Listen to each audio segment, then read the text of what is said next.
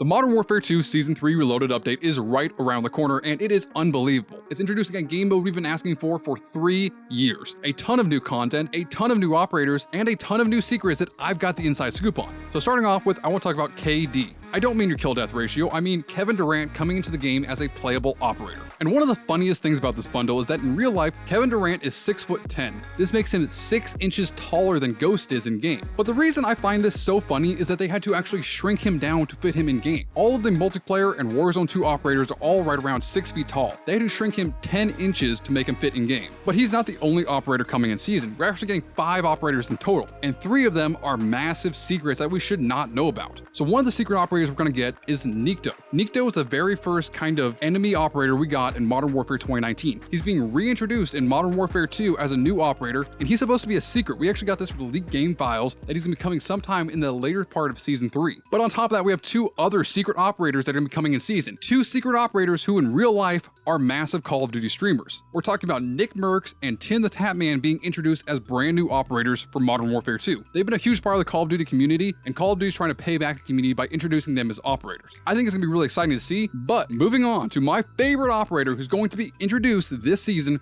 we're going to get Alex, aka Alex Kellogg from Modern Warfare 2019, reintroduced into Modern Warfare 2. He was a huge part of the Modern Warfare 2019 story, and he's going to be reintroduced in Modern Warfare 2, but the only way you can get him is to complete the new raid that's coming out in Season 3. And the narrative story for the Season 3 raid takes place right after the events of the last. However, there is a very big divergence. Gaz will no longer be a part of the raids. He actually goes back to the surface to secure exfil for later in the missions. And you will be continuing into the Atomgrad as Captain Price, Farah, and working with Alex now to stop Hadir and this nuclear warhead. However, one of the biggest secrets that I found out about early is that you're actually going to be using a very big platforming section of the game to try to get across from one side of the Atomgrad to another. You're going to come across a massive kind of open missile silo hole. And on top of this hole, there's a bunch of cranes with platforms that you're going to have to use to navigate to get from one side of the area to the other. However, you're also going to be getting into firefights while doing so, which will add to the stakes of trying to move your teammates across safely to the other side. This will kind of be a puzzle solving area, but it'll also be a platforming area. So I recommend that you pay attention to what you're doing and make sure you don't get down, because there's no way to save you once you're down on one of these platforms if you're by yourself. And after this, you'll progress further into the Atomgrad, coming across an underground subway system that's actually flooded and partially electrocuted. So you have to carefully navigate around electric water, and you have to do all of this while continuing to hunt Hadir and a missing nuclear warhead that he just stole. And I really don't think you could call this a Season 3 update without introducing new operators and new weapons. In Season 3, we're getting a ton of brand new weapons. The first one, you have to yell West Side while using.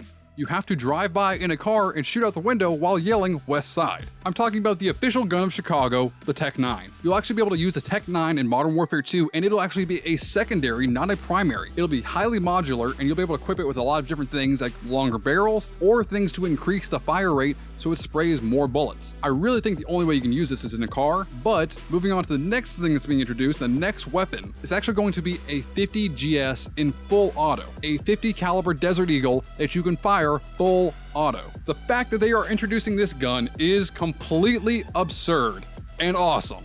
It is going to be a full auto 50 GS gun, which means it's going to completely obliterate people that are less than 3 or 4 feet away from you. If you run into a room and just spray this, I can almost guarantee you're going to get a kill. So I highly recommend that you pick it up, but the next weapon that's being introduced in Modern Warfare 2 and Warzone 2 is definitely better for the Warzone 2 players. It's a brand new lethal weapon that we're going to get that's going to be the Shuriken. We saw the Shuriken in the Season 2 update with Ashika Island, and you can actually pick up and store up to 4 of them, and they have significantly better range and the same lethality as throwing knives, which means it'll be a little bit better for those Warzone players. You can throw these at enemies you've already downed to confirm the kill, and on top of that, you can store more of them. So you're not limited to 2, you're limited to 4, which gives you a better opportunity to confirm a lot more kills in resurges. So I highly recommend that if you're a Warzone 2 player, you use the Shuriken instead of throwing knives. But that's not the only thing that's getting changed in the game. We're getting a brand new map called Alboran Hatchery. This will actually be based on the mission Recon by Fire from the Modern Warfare 2 campaign. And the fact that they're introducing a map like this is really cool because it has one very large central building that'll have the high ground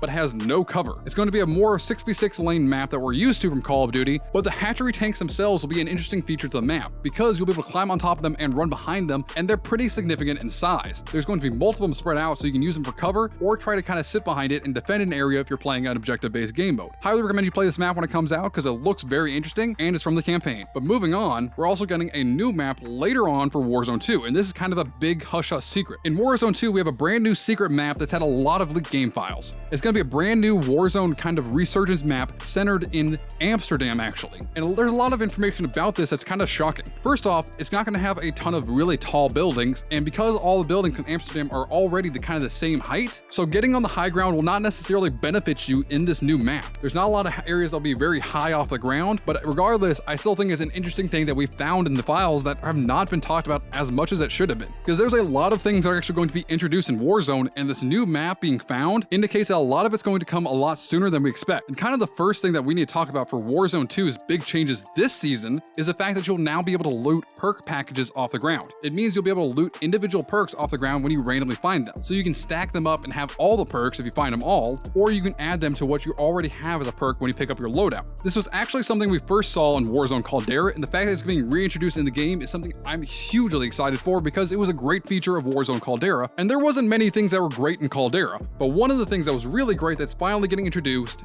is new deployable buy stations. We saw them in Caldera, and we're seeing them again in Warzone 2. Basically means you toss out a smoke grenade, it drops a buy station right there, and there's a limited amount of time to use it, and you can spend as much money as you want on this deployable buy station. However, it will also appear on the map for everyone else to know that it's a deployable buy station, not a natural one. So teams may push you if they find out you're deploying one. And the last very exciting thing that's being introduced in Warzone 2 is new Gulag entry kits. We saw these in Warzone Caldera and in Verdansk 84. It allows you to get another entry to go back to the Gulag and fight again even after you've already lost. It's a great feature that's being introduced in game, but it really just means that the game will be a lot more hectic because people have a better chance to come back from the Gulag, and it'll be a lot more busy, which means there'll be a lot more firefights, which is something that kind of Call of Duty is currently lacking with Warzone 2.0. The games feel slow and it feels very campy for a lot of the games you play in Warzone 2.0, unless you're playing Resurgence. And the very last thing that I want to talk about today is a part of the update that I've been most excited for personally. I've been waiting for this game mode for 3 years. We're finally getting Warzone Ranked. Warzone 2 Ranked will work a lot like Modern Warfare 2 Ranked, where you get extra SR for what you do in game. So if you win a game, you'll get 100 SR. If you get a kill, you'll get 5 SR if you're in the top 50. You'll get 7 SR if you're in the top 20, and you'll get 15 SR if you're in the top 3. I will pop up a complete guide right here,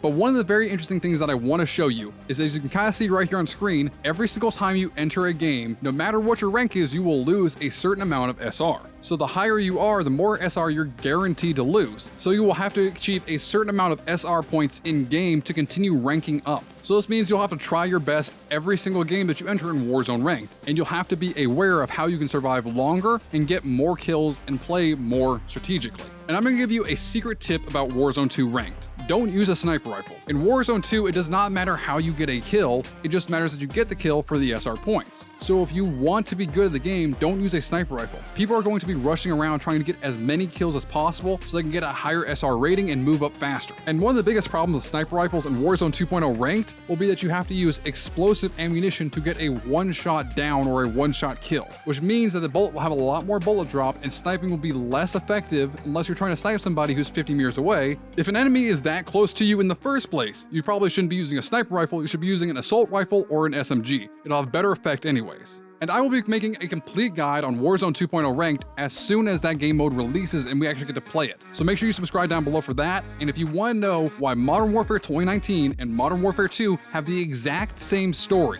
I'll include a link to a video I made right here. And until next time, I am IceBurgz, your Call of Duty informant. Stay frosty.